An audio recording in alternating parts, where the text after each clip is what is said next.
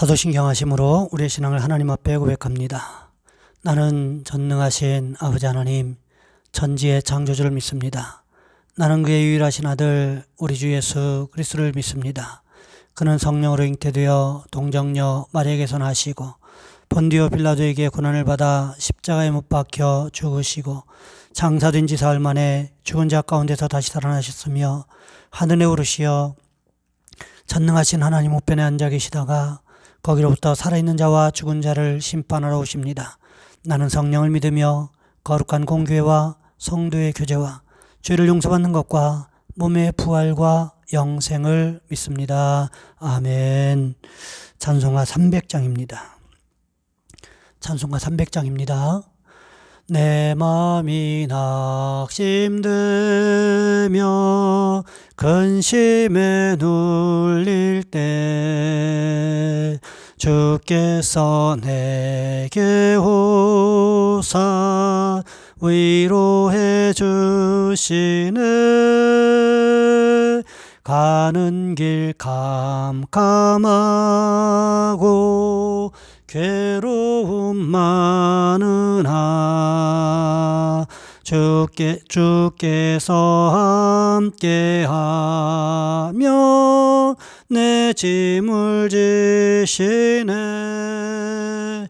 그녀가 내게 족하네.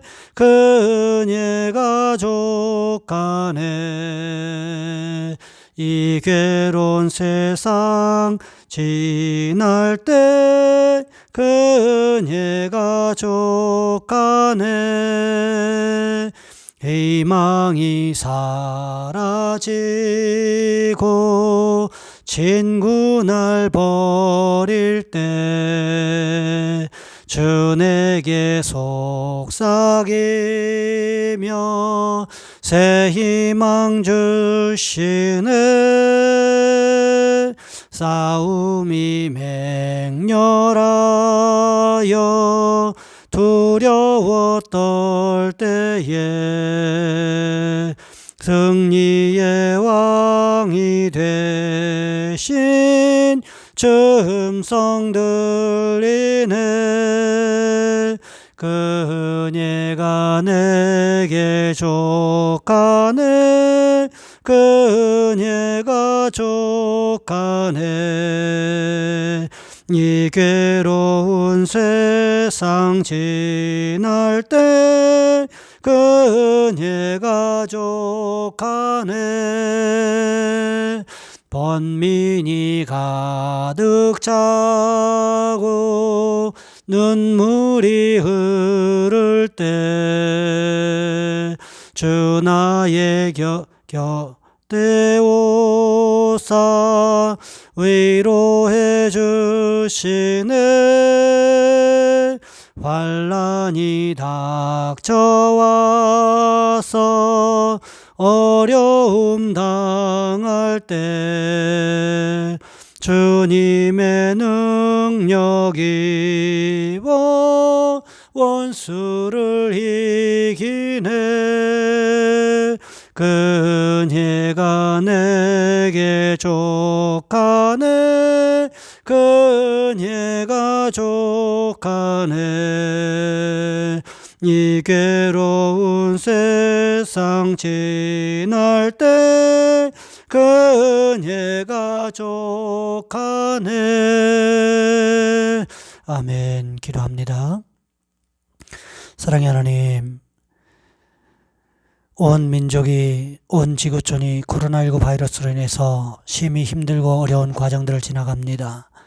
하나님, 이 민족을 또한 지구촌에 있는 모든 인생들을 하나님 도와주셔서 이 위기의 때에 하나님을 바라볼 수 있는 영적인 안목들이 열려질 수 있도록 주여 인도하여 주시옵소서. 특별히 하나님, 이 나라와 이 민족을 도와주시기를 원합니다. 하나님, 이 코로나19 바이러스 이 기간 동안에 하나님 참 많은 일이 있었는데 하나님, 교회를 향한 비난이 도를 넘었던 그것을 기억합니다. 하나님 도와주셔서 다시는 하나님 이러한 일이 없을 수 있도록 주여 인도하여 주시옵소서. 또한 하나님, 기도하옵기는 지난 8주 동안 하나님, 교회가 공식적으로 문을 닫고 예배드리지 못했던 안타까운 모습들이 있었습니다. 하나님 도와주시기를 원합니다. 이후로는 하나님 다시금 이제는 다시는 교회가 공식적으로 문을 닫는 예배를 온라인으로 드리는 그러한 일들 없을 수 있도록 도와주시옵시고, 모이기에 힘쓰고 하나님 앞에 온전히 예배하기에 힘쓰는 귀한 역사가 일어날 수 있도록 주여 인도하여 주시옵소서. 하나님, 우리 성도들 도와주시기를 원합니다. 하나님, 코로나19 바이러스로 인해서 힘들고 어려운 때를 지나가는 성도들 도와주시고, 새로운 힘을 공급하셔서 순간순간마다 일어날 수 있는 귀한 기회들이 일어날 수 있도록 주여 인도하여 주시옵소서. 귀한 시간에 함께 예배합니다. 말씀에 집중하게 하시고 예배에 집중할 수 있는 은혜가 우리 가운데 있어질 수 있도록 주님 주관하여 주시옵소서. 우리 주 예수 그리스도의 이름으로 감사하며 기도하옵나이다. 아멘. 오늘 말씀 열왕기상 19장에서 보겠습니다. 열왕기상 19장 1절로 8절까지 말씀입니다. 제가 가진 성경은 구약성경 549쪽에 있습니다. 제가 봉독해 드립니다. 아합이 엘리야가 행한 모든 일과 그가 어떻게 모든 선지자를 칼로 죽였는지를 이세벨에게 말하니, 이세벨이 사신을 엘리야에게 보내어 이르되, 내가 내일 이맘때에는 반드시 내 생명을 저 사람들 중 한 사람의 생명과 같게 하리라. 그렇게 하지 아니하면 신들이 내게 벌 위에 벌을 내림이 마땅하니라 한지라. 그가 이 형편을 보고 일어나 자기의 생명을 위해 도망하여 유다에 속한 브엘세바에 이르러 자기의 사환을 그곳에 머물게 하고, 자기 자신은 광야로 들어가 하룻길쯤 가서 한 로뎀나무 아래에 앉아서 자기가 죽기를 원하여 이르되, 여호와여 넉넉하오니 지금 내 생명을 거두시옵소서. 나는 내 조상들보다 낫지 못하니이다 하고 로뎀나무 아래에 누워 자더니 천사가 그를 어루만지며 그에게 이르되, 일어나서 먹으라 하는지라. 본즉 머리맡에 숯불에 구운 떡과 물 한 병 물이 있더라. 이에 먹고 마시고 다시 누웠더니 여호와의 천사가 또다시 와서 어루만지며 이르되, 일어나 먹으라. 내가 갈 길을 다 가지 못할까 하노라 하는지라. 이에 일어나 먹고 마시고 그 음식물에 힘을 의지하여 40주 40야를 가서 하나님의 산 호렙에 이르니라. 아멘. 오늘 본문의 말씀을 가지고 낙심될 때라는 제목으로 함께 말씀을 살펴보겠습니다. 미국의 백화점 왕이라고 불리는 펜이라는 사람의 이야기입니다. 이 사람은 백화점으로 인해서 40대가 되었을 때 백만장자가 되었습니다. 하지만 1929년에 경제공황이 미국 전체를 휩쓸고 지나갈 때 그만 무일푼으로 파산해버리고 말았어요. 그가 그 오랜 시간 동안 쌓으려던 모든 부가 한꺼번에 다 무너져 버렸습니다. 허탈감과 패배감을 견디지 못한 이 페니는 결국 병을 얻어서 입원을 했습니다.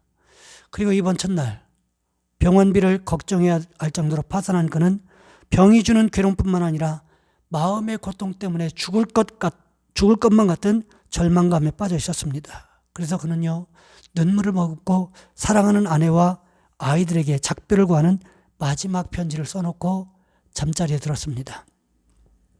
그런데 이튿날 눈을 떴는데 신기하게도 지난밤의 절망이 씻은 듯이 싹 사라지는 것 같은 기분을 느꼈습니다.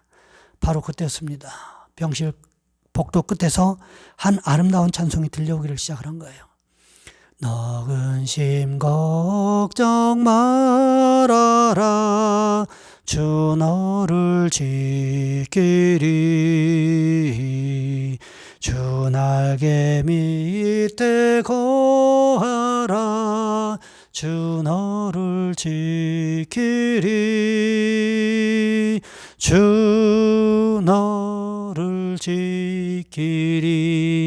아무 때나 어디서나 주 너를 지키리. 늘 지켜주시리. 2절 가사는 이렇게 됩니다. 어려워 낙심될 때에 주 너를 지키리.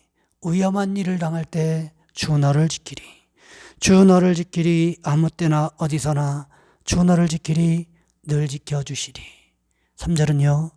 어려운 시험 당해도 주 너를 지키리. 구주의 품에 거하라. 주 너를 지키리. 주 너를 지키리. 아무 때나 어디서나 주 너를 지키리. 늘 지켜주시리.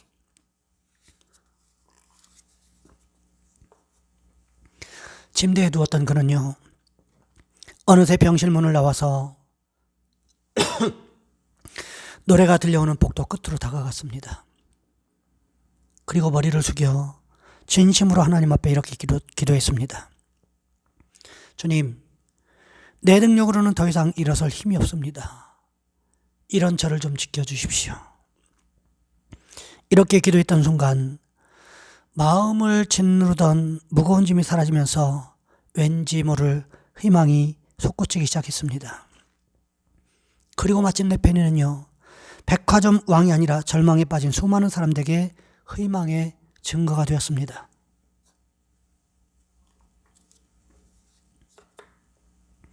사랑하는 여러분, 절망하셨습니까? 아니, 너무 절망적이라고요?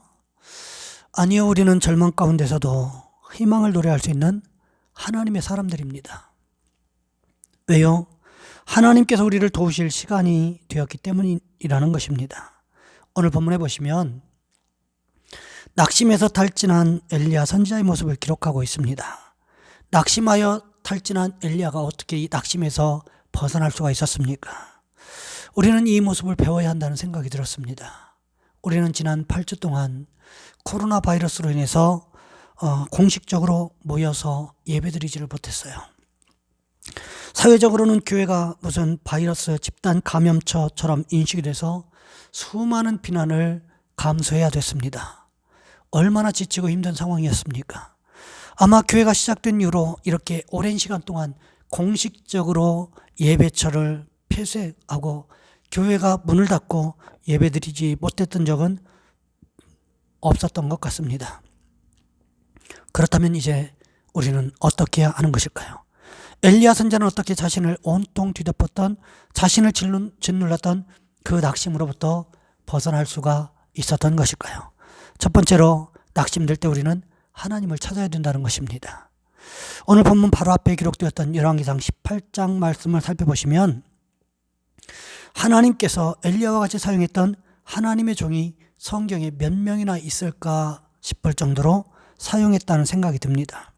여러분 생각해 보시기 바랍니다. 갈멜산 꼭대기에서 바알과 아스라 선지자 850명과 혼자서 850대 1로 싸워도 엘리야는 전혀 주눅이 들지 않았어요.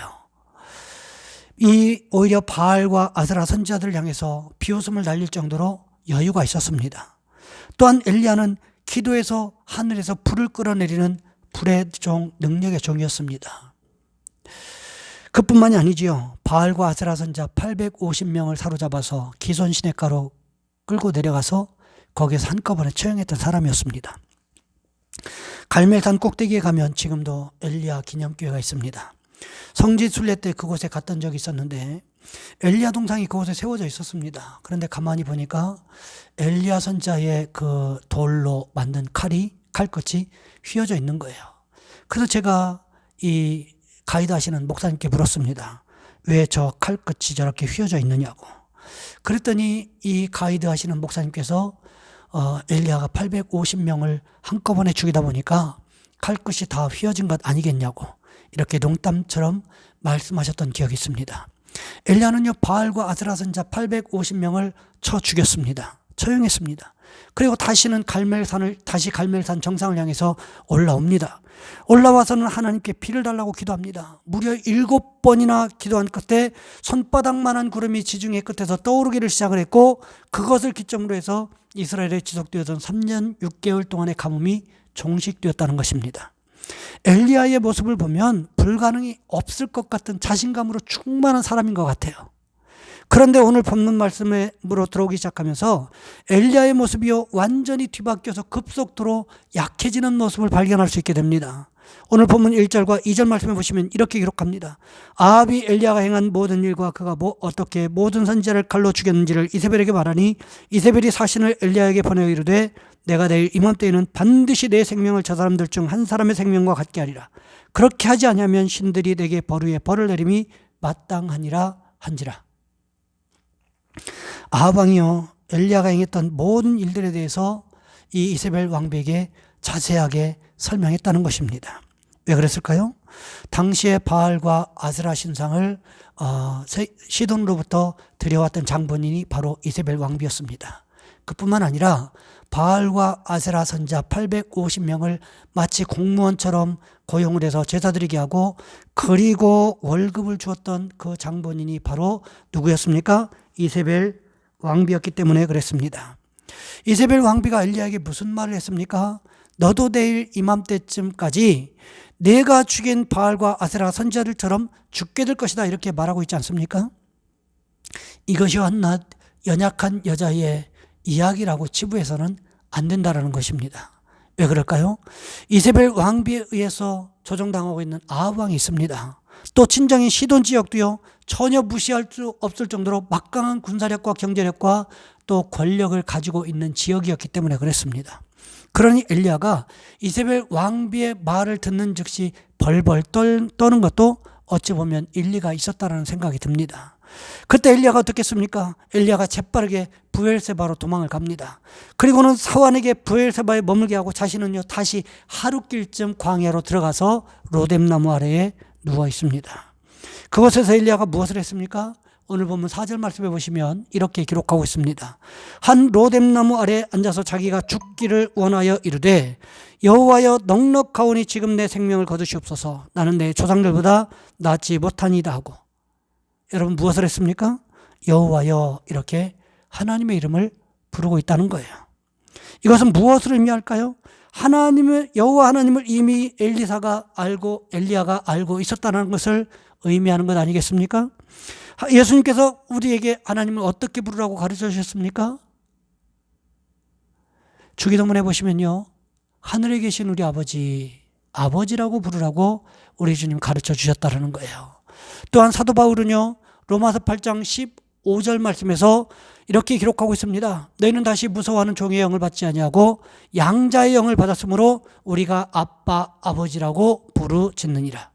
우리가 하나님을 향해서 어떻게 부를 수 있다고 말씀하고 있습니까? 아빠 아버지라고 부를 수 있다, 이렇게 성경은, 그리고 예수님은 가르쳐주고 있다는 것입니다. 그렇다면 우리가 낙심될 때 어떻게 해야 될까요? 엘리야 선지자가 로뎀나무 아래에 가서 앉아서 가장 먼저 여호와의 이름을 불렀던 것처럼 우리도 여호와의 이름을 부르실 수 있어야 된다는 것입니다. 어떻게요? 아버지, 이렇게 우리가 여호와 하나님을 부르실 수 있어야 된다는 것입니다. 그러면 하나님께서 어떻게 하실까요? 우리의 부르심에 반드시 응답하시겠다라고 성경은 기록하고 있다는 거지요. 사랑하는 성도 여러분, 지금 삶이 흔들리고 많은 힘든 일들을 당하고 계십니까? 그때 우리는요, 우리를 도울 사람, 우리를 도울 인생을 바라볼 것이 아니라 엘리야 선지자와 같이 우리의 아버지 되시는 하나님을 먼저 찾으시는 축복이 있으시기를 원합니다. 바라기는 우리가 날마다 순간마다 하나님 앞에 먼저 나아가시는 축복이 있으시기를 주님의 이름으로 부탁을 드립니다. 두 번째로 낙심될 때 우리는 기도해야 된다는 것입니다. 엘리야 선지자는 이세벨 왕비가 땅 끝까지 쫓아가더라도 너를 죽이겠다, 이런 위협을 들었을 때, 협박성 이야기를 들었을 때 깜짝 놀랐습니다. 낙심이 되었어요. 그래서 로뎀나무 아래로 도망을 갔고 그곳에서 여호와의 이름을 불렀습니다. 엘리야가 여호와 하나님의 이름을 부른 것으로 끝이 났습니까? 그렇지 않습니다. 오늘 보면 4절 말씀해 보시면, 4절 하반절 말씀해 보시면 이렇게 기록하고 있습니다. 여호와여 넉넉하오니 지금 내 생명을 거두시옵소서. 나는 내 조상들보다 낫지 못하니이다. 여러분, 이것이 말이 되는 이야기라고 생각이 되십니까? 하늘에서 불을 끌어내리는 것이 아무나 할 수 있는 일이겠습니까? 3년 6개월 동안 가물었던 땅에 기술을 통해서 비를 내리게 하는 일이 쉬운 일이었겠습니까? 그렇지 않았다는 거지요. 그런데 엘리야 선지자가 낙심이 되니까 이런 말을 했다는 것입니다. 그러고 보면 사람이요, 얼마나 연약한 존재인가 하는 것을 우리는 엘리야 선지자를 통해서 또 한 번 깨닫게 됩니다. 하지만 중요한 것은 이것입니다.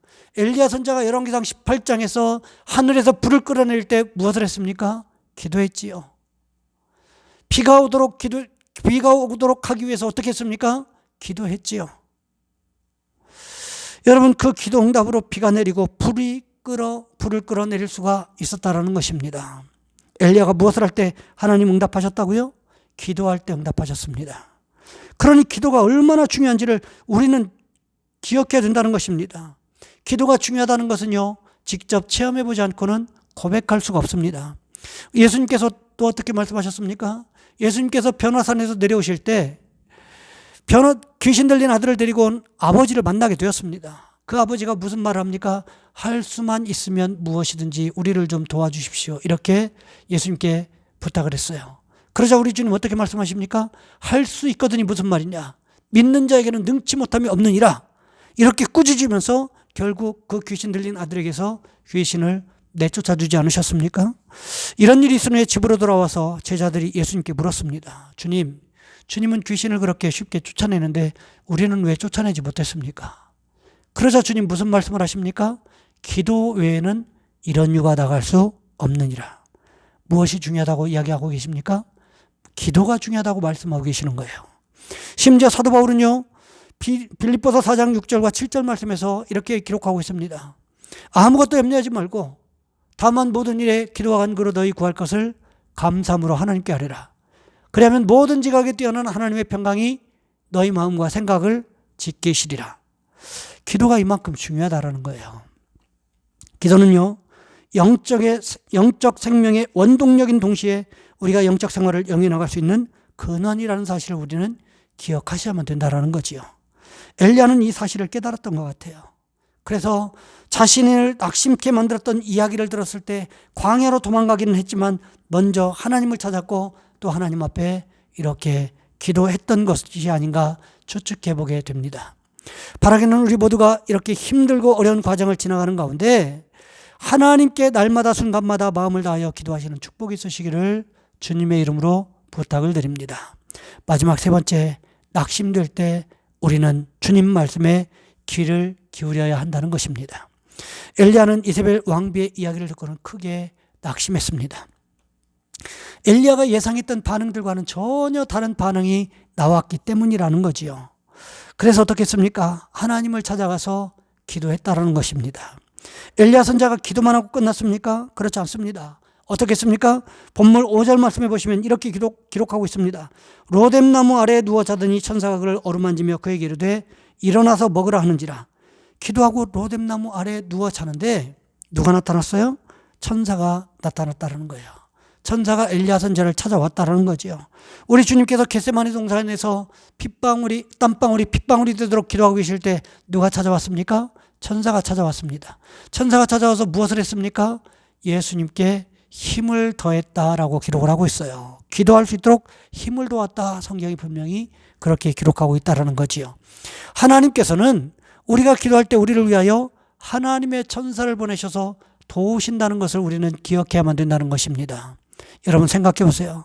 역대하 20장에 보시면요, 여호사밧 왕이 유다를 다스리고 있을 때 모압과 암몬과 마온 사람 연합군들이 이 유다를 쳐들어왔어요.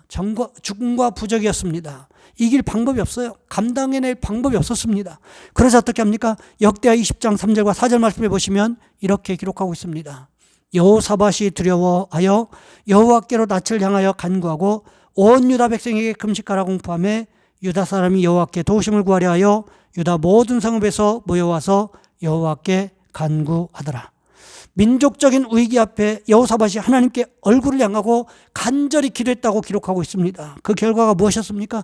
하나님께서 전술과 전략을 가르쳐 주셨고 거기에다가 상대 성가들을 세워서 여호와 하나님의 이름을 찬양할 때 서로 칼을 들고 암몬과 모압과 마온 사람들이 서로 치고받고 싸우는 일이 벌어졌고요. 그래서 전쟁에 손도 대지 않고 승리했던 기록을 성경은 기록하고 있습니다.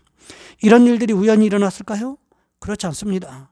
우리는 신앙생활 가운데 우연이라는 단어, 어쩌다가라는 단어, 이런 단어가 없음을 기억하셔야 됩니다.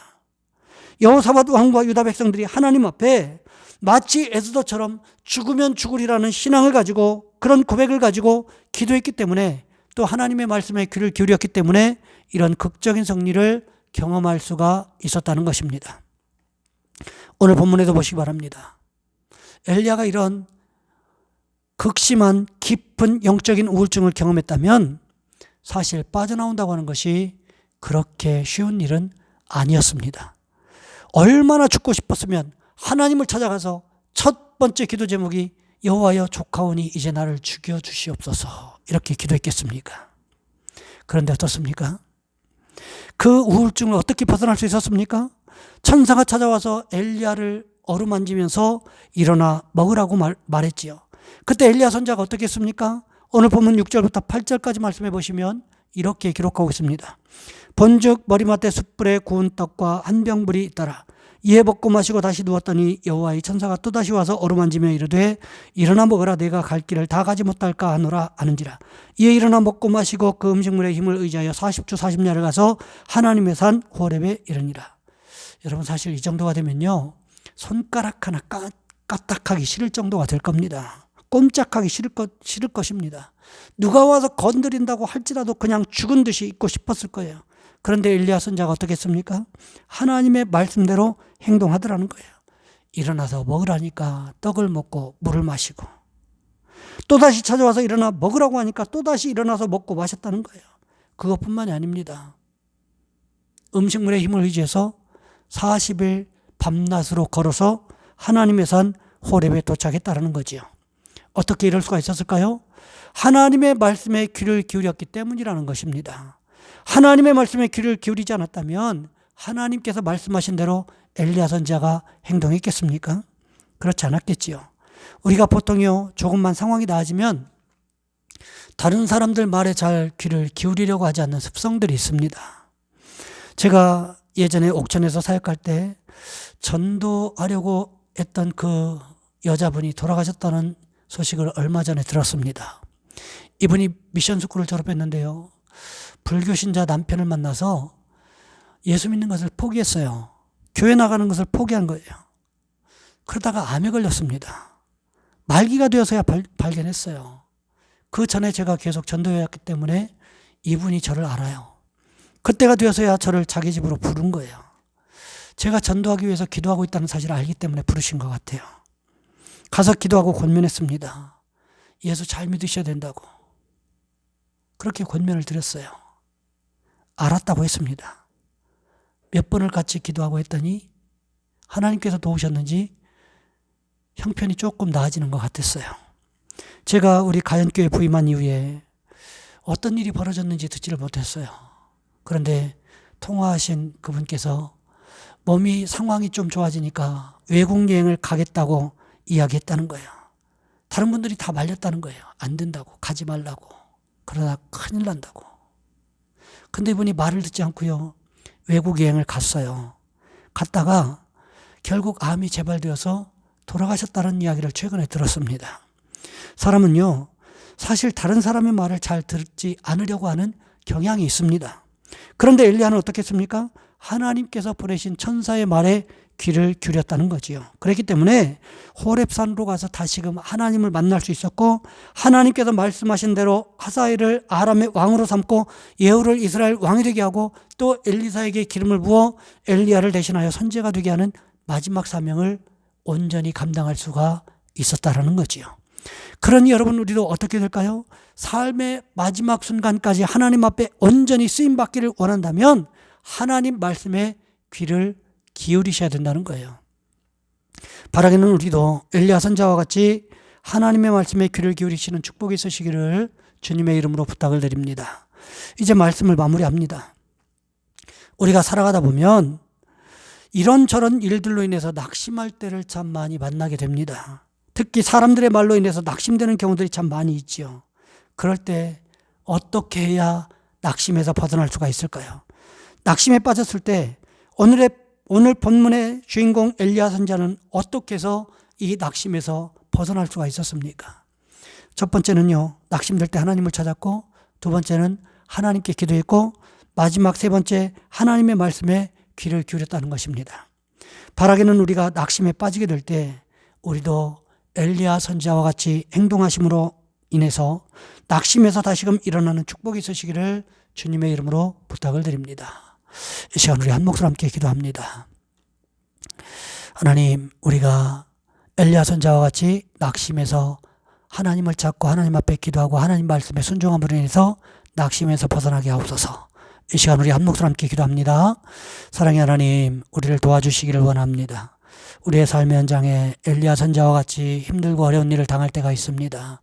하나님, 사람의 말로 인하여 낙심되고 어려울 때가 있습니다. 그때마다 하나님 우리를 도와주시기를 원합니다. 우리가 엘리야 선지자와 같이 먼저 하나님을 찾게 하시고 하나님 앞에 기도하게 하시고 하나님 말씀에 귀를 기울임으로 말미암아 하나님 말씀대로 행할 수 있도록 도와주시기를 원합니다. 그래서 하나님, 우리를 짓누르는 그 죄의 문제로부터 벗어날 수 있게 하시고 억압의 문제로부터 벗어나게 하시고 하나님, 낙심의 문제로부터 벗어날 수 있는 귀한 역사가 일어날 수 있도록 성령께서 우리의 마음과 생각을 주장하여 주시옵소서. 우리 주 예수 그리스도의 이름으로 감사하며 기도하옵나이다. 아멘. 이제는 우리 주 예수 그리스도의 은혜와 하나님 아버지의 극진하신 사랑하심과 성령님의 교통하심이 이런 날마다 엘리야 선지자와 같이 낙심될 때에 하나님을 먼저 찾고 기도하며 하나님 말씀에 순종하여 그 낙심에서 벗어나기를 소망하는 우리 모든 성도들 위해 이제로부터 영원토록 함께 하시옵기를 간절히 축원하옵나이다. 아멘.